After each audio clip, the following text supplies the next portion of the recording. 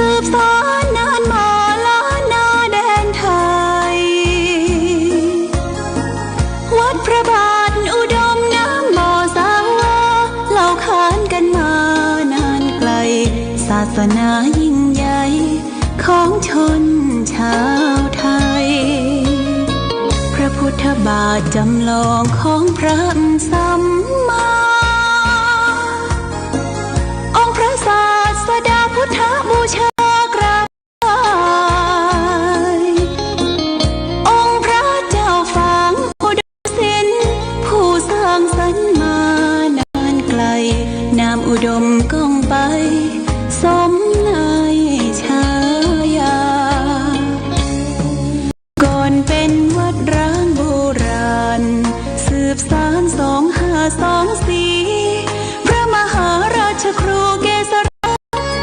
ปัญญาปรมาติกาจารย์จากวัดดับภัยเชียงใหม่สืบสานเวลาผ่าน131 ปีนานไกลวัดพระบาทอุดมรุ่งเรืองงามตาเจ้าน้อยบุญทาวงศาข้าหลวงพวงเชียงใหม่ปกครองหัวเมืองฟ้าทุ่มเทแรงกายแรงใจทุกชาติพันธุ์รวมใจรักษามัคคี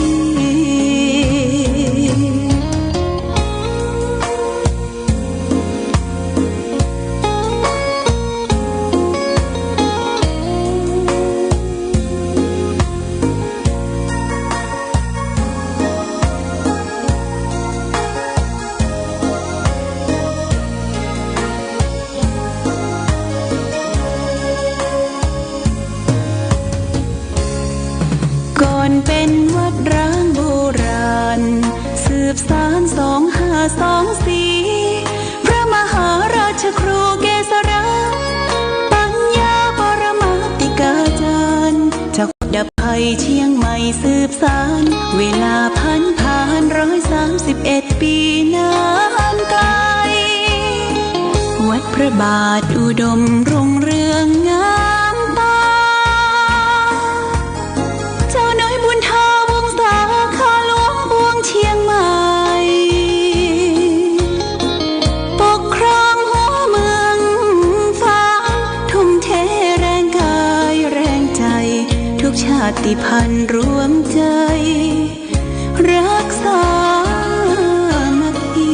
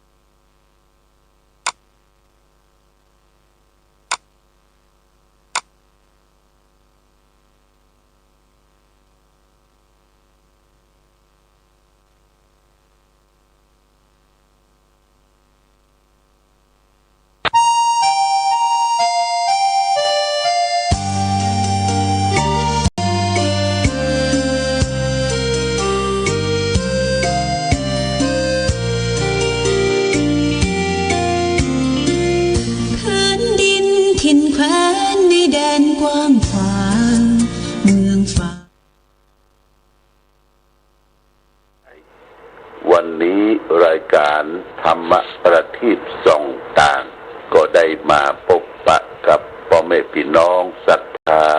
สาธุชนญาติโยมแห่งครั้งหนึ่งวันนี้เป็นวันเสาร์ที่23เดือนกรกฎาคมพุทธศักราช2565ซึ่งตรงกับเดือน10เดือน8ไต่แรม10ค่ำวันนี้เป็นวันหยุดการหยุดงานของข้าราชการบ้านเมืองสถานการศึกษาลูกหลานเด็กเยาวชนโรงเรียนต่างๆก็หยุดแต่พ่อแม่พี่น้องเกษตรกรเจ้าไร่เจ้านาเจ้าสวนพ่อค้านายขายต่างๆเขาก็ทำงานตามปกติของแต่ละท่านแต่ละคนแต่ละครอบครัวเพื่อเสาะสรรหาทำมาหาเลี้ยงชีพคนเฮาก็จะต้องมีอาชีพรองรับอยู่เฉยๆอย่าให้เงินทองไหลมาเทมาสู่บ้านสู่จองรับฝันหวานอยู่นี่ไม่ใช่ญาติโยมมันไม่ใช่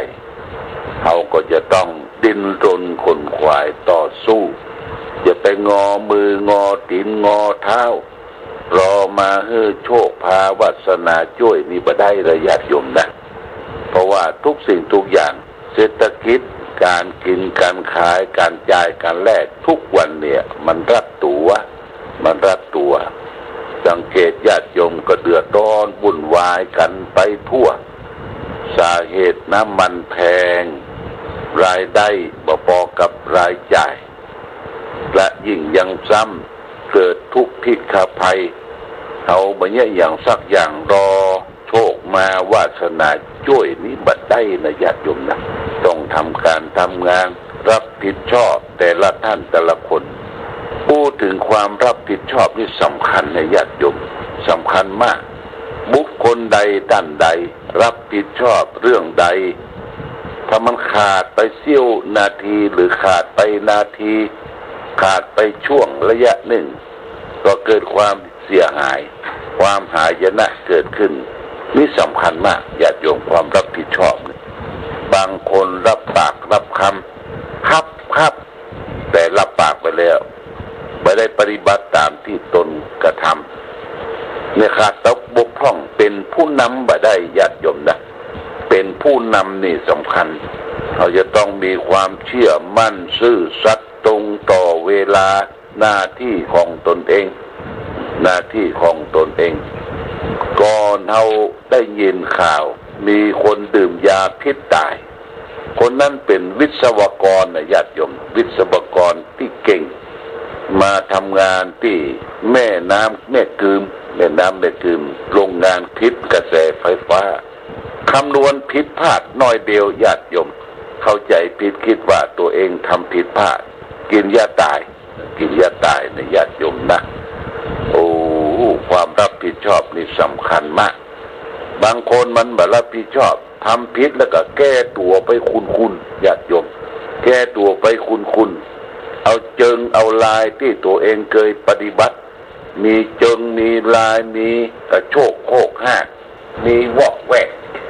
ก็เรียกว่าวอกละแวกด้วยนะเอามาใจนี่บ่ได้เป็นผู้นำบ่ได้ญาติโยมจะเป็นผู้นำครอบครัวจะเป็นผู้นำสังคมอย่าเป็นผู้นำระดับชุมชนประเทศนี้จะต้องมีความเชื่อมั่นทำตนให้เพิ่นนับถือทำตนให้เพิ่นเชื่อมั่นในความซื่อสัตย์สุจริตหลายอย่างนี่ประกอบกันเพราะฉะนั้นวันนี้ญาติโยมท่านสาธุชนเป็นวันเสาร์นะวันเสาร์นี้เราก็ขึ้นวัดขึ้นจองตั้งสำนักปฏิบัติธรรมประจำวันเสาร์วัดพระบาทอุดมแหล่งที่21ก็ยังโอเพ่นเปิดให้ญาติโยมมาไหว้พระสวดมนต์ทางวัดก็ได้เตรียมสถานที่เข้าเป่าไฟจัดแจงต้อนรับญาติโยมท่านสาธุชนที่ได้มีโอกาสได้มาไหว้พระสวดมนต์ประจำวันเสาร์เจอเนื้อญาติโยมถ้ามีเวลาว่าง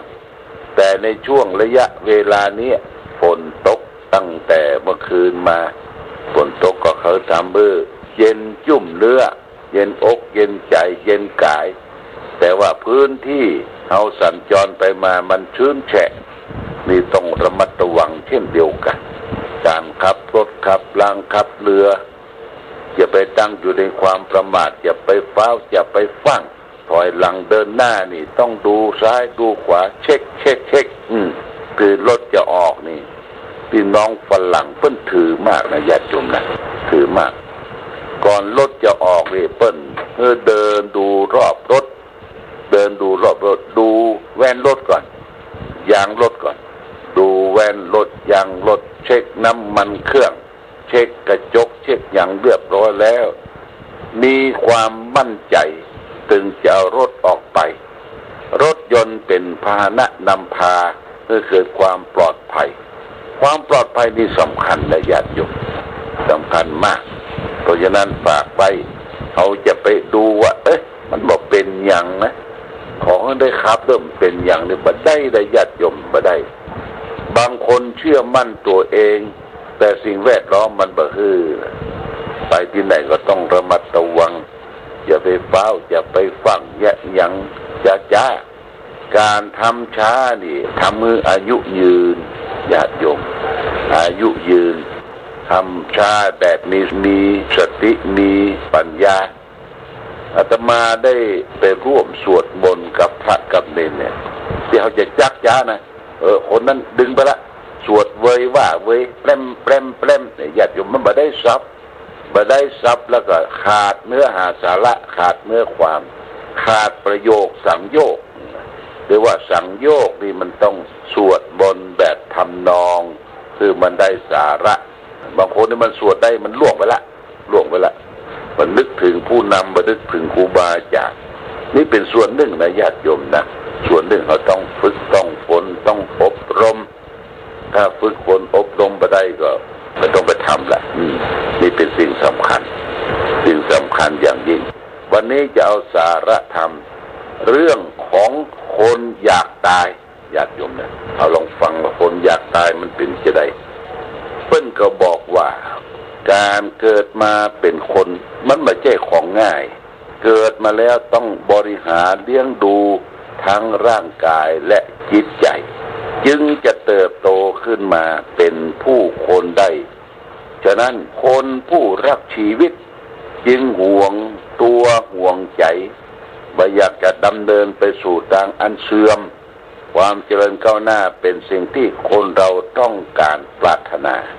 แต่ความเสื่อมเสียทั้งหลายในโลกนี้ไม่ใช่เป็นสิ่งที่เกิดขึ้นอย่างปุ๊บปั๊บฉับพลันญาติโยม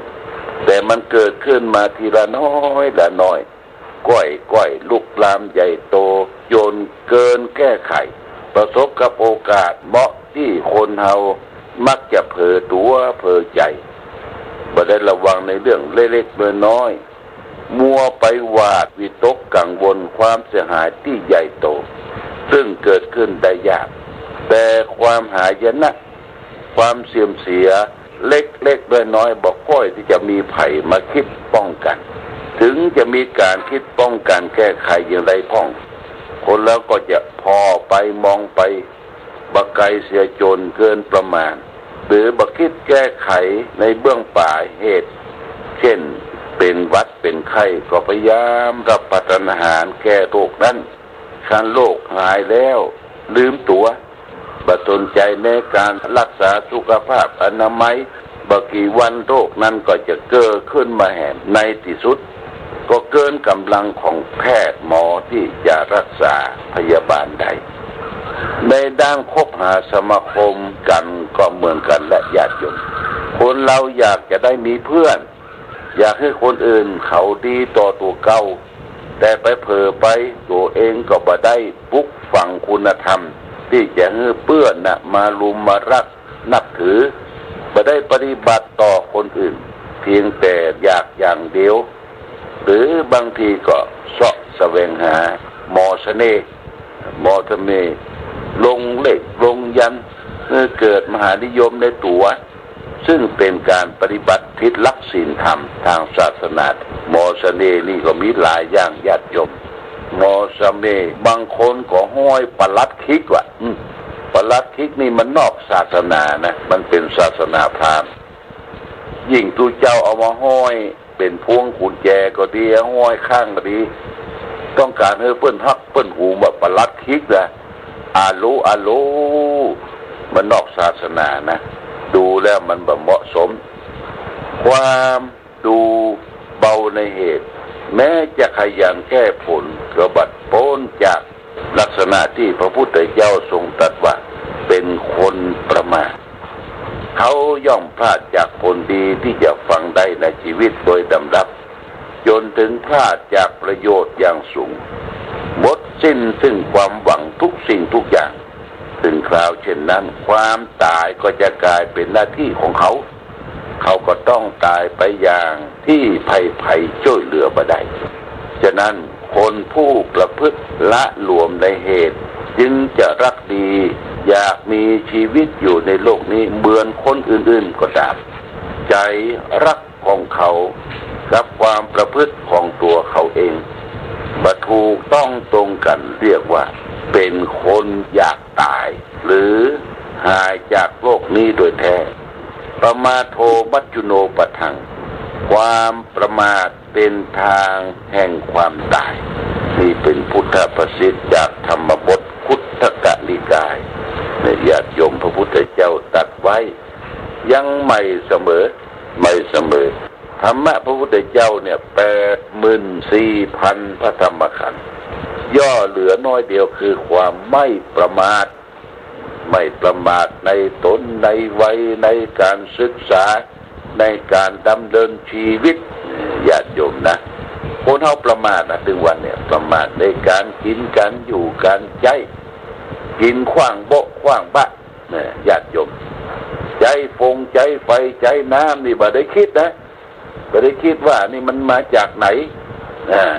น้ำมันมาจากไหนไฟมาจากไหนยิ่งเป็นสถานใหญ่ๆอย่างวัดวาอารามนี่เช่นเดียวกันบางครั้งอาตมานี่ตื่นขึ้นมาเจ้าต้องไปไล่ปิดไฟถ้าบ่เปิดก็กลัวโจรกลัวขโมยกลัวภัยต่างๆเมื่อค่ำเมื่อคืนตื่นเจ้าต้องไล่ไปปิดไฟแต่บางคนเห็นละไฟมากมันบ่สนใจบ่ปิดบ่ดูแลนั่นคือมันเสียประโยชน์ของต่างวัดต่างวายกตัวอย่างเช่นวัดพระบาทอุดมเนี่ยเปิ้นเก็บค่าไฟโดยหักจ่ายทางธนาคารนะญาติโยมนะธนาคารเขามีบัญชีธนาคารพอได้สตางค์ญาติโยมแล้วก็เอาไปฝากไว้พอถึงเวลาแล้วก็เปิ้นก็หักจากธนาคารไอ้คนที่ใจน่ะตำพื้นเปิดพัดลม2 เครื่อง 3 เครื่องลุกไปก็ยังบ่ปิดไปถึงใจมือแตะเปิดแล้วญาติโยมนะหลวงพ่อต้องมาปิดต้องมาดูแลแล้วก็เป็นปากอยู่ตลอดเวลาว่าเลิกทำวัดสวดมนต์แล้วไหว้พระสวดมนต์แล้วปิดพัดลมปิดไฟที่ไหนมันเปิดตลอดเวลามันเสียค่าไฟฟ้าทำรู้สึกตัวว่าเอาใจสิ่งเหล่านี้เนี่ยตำพืชบ้านเฮาก็เหมือนกันนะญาติโยมนะบ้านเฮาก็เหมือนกันเวลาเมื่อค่ำเมื่อคืนก็ต้องเปิดไฟแสงสว่างเกิดขึ้นแล้วก็ปิดเป็นเวลาญาติโยมปิดเป็นเวลาปัจจัยคือมืดมิดอยู่ตลอดอย่างเฮามีบ้านเฮาอยู่ในบ้านเนี่ยเฮาก็เปิดไฟนอกบ้านประตูเห็นสักดวงหนึ่งหน้าบันไดเห็นสักดวงหนึ่งเปิดให้เป็นแสงสว่างแต่เฮาอยู่ในบ้านเนี่ยเวลาหมาเห่าหมาห้องอย่างเดือดร้อนเขาก็ส่องพอญาติโยมส่องว่ามีเหตุเพศภัยอันใดเกิดขึ้นทางนอกทางบ้าน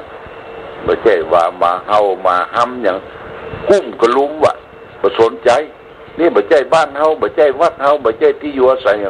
อย่างนี้เปิ้นว่าเป็นคนหันแก่ตัวได้ใจประโยชน์จากที่อยู่ที่อาศัยที่รับที่นอนไฟฟ้าน้ำประปาอย่างต่างๆนี่ญาติโยมบ่ประหยัดอดออมนี่เปิ้นว่าเป็นคนเห็นแก่ตัวอสุจีมนุษย์มนุษย์ผู้เห็นประโยชน์ส่วนตนเป็นคนไม่สะอาดนะคนที่เห็นประโยชน์ส่วนตนเนี่ยเป็นคนบ่สะอาดเพราะฉะนั้นญาติโยมท่านสาธุชนจึงขออนุโมทนาเด้อ สนับสนุนเป็นค่าไฟฟ้าค่าน้ำค่าไฟของวัดวาอารามต่างๆวัดที่เราอยู่อาศัยใกล้บ้านใกล้จองไปวัดใดเขาไปแจ้เป็นแน่ก็จะตานเตียนเข้าพรรษาแน่ก็จะตานเตียนหลอดไฟตามค่ามันตัวญาติโยมค่าน้ำค่าไฟฟ้าเปิดมีตู้บริจาคที่วัดที่วาอารามบริจาคค่าไฟฟ้าบริจาคค่าภัตตาหารเลี้ยงดูพระเนนบริจาคซ่อมแซมอาคารสถานที่ก็ทำบุญสุนทานตามที่เขามีนะญาติโยมตามที่มีที่มันเสาะมาหาได้ไม่ใช่ว่าบ่มีใครตาม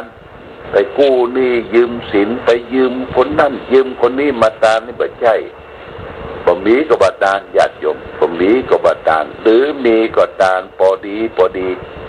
เพื่อจะได้ช่วยกันทนุบำรุงพระพุทธศาสนาวัดวาอารามนอกจากนั้นชุมชนผู้คนอยู่อาศัยร่วมกันเนี่ยคือคนเฮาฐานะมันแตกต่างกันญาติโยมบางคนก็ร่ำรวยจากบรรพบุรุษจากพ่อจากแม่ได้ฝากไว้ให้ลูกให้หลานเป็นสมบัติพัสถานสืบสานมาบางคนก็มาหิบหาตอนที่ยังมีชีวิตอยู่แต่ว่าบางคนนี่ญาติโยมหิบหากาบขึ้นแล้วก็เป็นคนทุกคนยากลำบากแบบนี้ไผพอไปก้อยแบบนี้ไผที่จะไปช่วยซัพพอร์ตดูแลอันนี้เป็นว่าสังคมอยู่ร่วมกันแบ่งปันความสุขซึ่งกันและกันนะญาติโยมนะในช่วงก่อนวันแม่แห่งชาติคือวันที่12 สิงหานี่ญาติโยมทางมหาเถรสมาคมได้ประชุมกับทางรัฐมนตรีที่มีส่วนร่วมที่จะช่วยเหลือความทุกข์ความยากความลำบากของพี่น้องประชาชนก็ทั้งระดับจังหวัดระดับอำเภอก็มีการประชุมว่าเอาจะช่วยเหลือเจ้าบ้านคืออยู่สุขวันบันใจเพราะบุคคลที่อยู่ถึงปัจจุบันเพื่อได้สร้างบ้านแปลงเมืองมาก่อนบางคนเป็นทหารกองนูนเนี่ยญาติโยมเป็นทหารกองนูนไปลบทับจับศึกโพสจากกองนูนแล้วก็ยังเป็นทหารกองนูนอยู่นะอันนี้ได้ทำประโยชน์แต่ทุกข์ยากลำบากเขาก็ไปช่วยทางอำเภอฝั่งเขาดีท่านนายอำเภอทางพัฒนาการอำเภอเจ้าคณะตำบลส่วนราชการประชุมว่าเพิ่นจะช่วยเสริมซ่อมสร้างบ้านเพื่อแก่คนยากจนยากจนซ่อมสร้างบ้านคนยากจนบ้านที่มีอยู่แล้วมันลุมันปังห้องน้ำบดีอย่างนี้เพื่อจะไปช่วยเหลือแล้วก็สร้างใหม่ที่มันมีที่อยู่อาศัยมันมีอย่างบดบังก็จะไปสร้างใหม่ทีนี้เพิ่นขอความร่วมมือจากเจ้าคณะพระสังฆาธิการพระสงฆ์ก็เห็นความพร้อมจะใช้งบประมาณทั้งหมด350,000 บาทในอำเภอฝางจะมีทุกหมู่บ้านทุกตำบลที่จะได้ซ่อมสร้างบ้านแก่คนยากทางคณะสงฆ์ก็ได้ช่วยเก็บหอมรอมริบเก็บกันเป็นวัดทั้งหมดนั้นมี89 วัดก็เลยเก็บกันวัดละ 1,000 บาทได้ 89,000เบื่อจากนั้นก็เจ้าคณะอำเภอรองเจ้าคณะอำเภอที่ปรึกษาเจ้าคณะภาคได้ให้ห้อมกันออกไปหมดละได้เงิน 100,000 บาทนะ 100,000 บาทมอบเพื่อทางท่านนายอำเภอพัฒนาการอำเภอไปซ่อมสร้างบ้านแก่คนยากจนและพัฒนาการอำเภอก็บอกว่า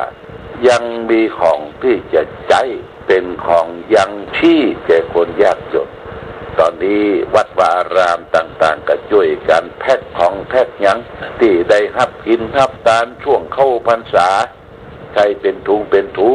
ไปมอบเพื่อแก่คนยากจนพอที่จะลืมตาอ้าปาก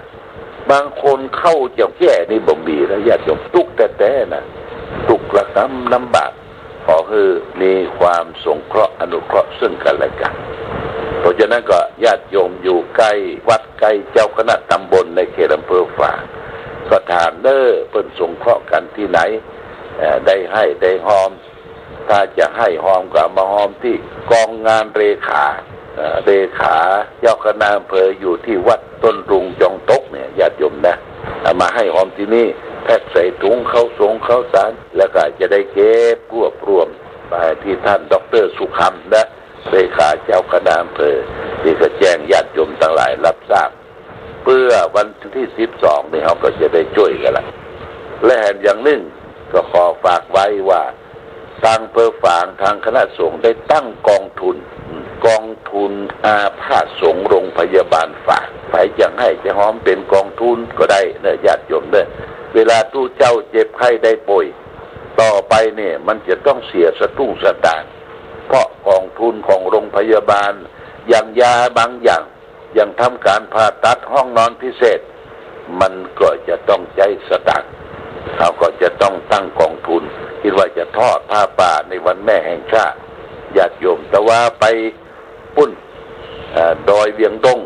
ท่านอาจารย์ชาวลิตเชิญชวนญาติโยมได้ไปบรรจุอัฐิพระเล็กก็เพิ่นจะตั้งกองทุนพระป่า 2-3 หมื่นบาทนะแต่ว่านี่เพิ่นก็พี่น้องบ้านดอยเวียงดงพี่น้องต่างอพยพมาจากภาคอีสานมาอยู่กันมากก็จะร่วมกันเอาละสุดท้ายประกาศด้วยญาติโยมวันที่1สิงหาคมนี้ก็ไปร่วมด้วยช่วยกันเพิ่งจะทำบุญครบรอบ100 ปีชาติการของครูบาสิทธิอภิวันโนเนี่ยเพิ่งจะได้เปลี่ยนผ้าไผจะมีลงทานจะไปรับสังฆทานไปร่วมบุญร่วมกุศลขอโจกขอพรครูบาเพิ่นได้มรณภาพอายุ92 ปีมาถึงปัจจุบันได้8 ปีครบ100 ปีในวันที่1 สิงหาเนี่ยญาติโยมไปปะกันบนดอยลางวัดดอยลางป่างต้นเดือนเนี่ยก็ขอเชิญชวนญาติโยมศิษยานุศิษย์ไปร่วมทำบุญกันวันนี้ขอความผาสุกความเจริญความดีธรรมจงมีแก่ญาติโยมท่านสาธุชนทั้งหลายคือประกอบไปด้วยจตุรพิธพรชัย4 ประการคือมีอายุวันนะสุขภระเหมือนกันทุกรูปทุกท่านทุกคนโดยเถิด